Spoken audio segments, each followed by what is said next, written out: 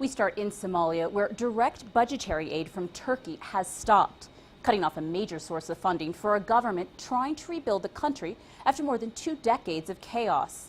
Turkey has been a key ally of the Somali government, and its vast humanitarian aid effort at the height of the 2011 famine has endeared the country to many Somali people, especially as Turkey continues to build hospitals and dispatch aid across their country.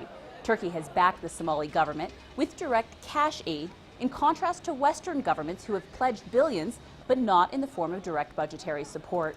Turkey also started direct flights between Somalia's capital of Mogadishu and Turkey's capital of Ankara, opening up a vital link between Somalia and the outside world. But Turkey's budgetary support ended when its one-year agreement expired. Moving to Nigeria, Midori Environmental Solutions is turning waste into matter, or waste matter into energy rather. Communities provide their garbage to the company, and the company in return turns this waste into electricity. This has been life-changing for many communities where power is either too expensive or just completely out of reach. CCTV's Maya Muyuta has this story. Power is set to return after a 2-year blackout on Lagos Island. Finally, residents of this town in the country's capital will have electricity again. The country's notoriously unreliable and erratic electricity supply has hindered many for years, coming at high costs when available. And people with money were the only ones in the past couple of years able to buy alternative power sources such as fuel-run generators.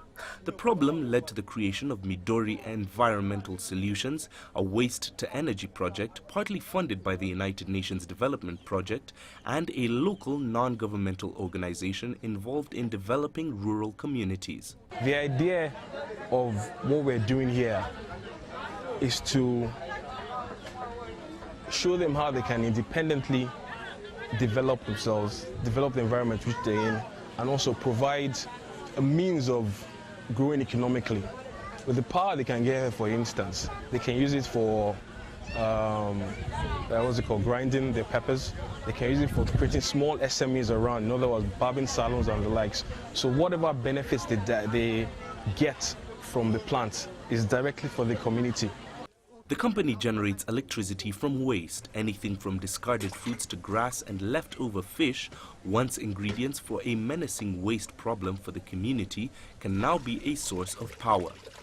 Members of the community collect the waste for processing at a plant situated near the local market. The waste is ground together to produce a mixture that is then poured into a biodigester to produce the gas. The initiative has had a significant impact on the community, especially for those who run small businesses. When we saw it, we were very happy, and we thank God for those people who did it for us. We are very happy because we know this will bring lots of development into our community, Ebuteleki. Those things that we had been requesting for, this is part of it, and we are very happy. Power lines which have been dormant for the last 2 years in Ebuteleki will be transformed to carry electricity powered by Midori through the community. Residents of Ebuteleki said they are relieved to have the new source of electricity.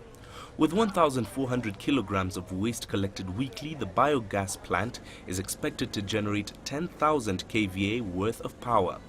Over 10 million naira, or $62,893 has been invested into the project, mostly by UNDP. Midori is currently running the project in 4 other communities with plans to help restore living as they did for residents of Lagos Island. Mahia Mutua, CCTV. All right, let's take a quick look at the markets that we track here for you at Biz Africa and see how they opened this Friday. We start with the Nigerian All-Share, which is posting in the red, down 2.24%. We move to the JSE, which is opening the day today in the green, up 0.71%. We move to the Nairobi Securities Exchange, the 20-share index, which is opening the day today in the red, down 0.06%. And finally to the EGX, which is of course closed because today is Friday. That's all we have for you for business for now.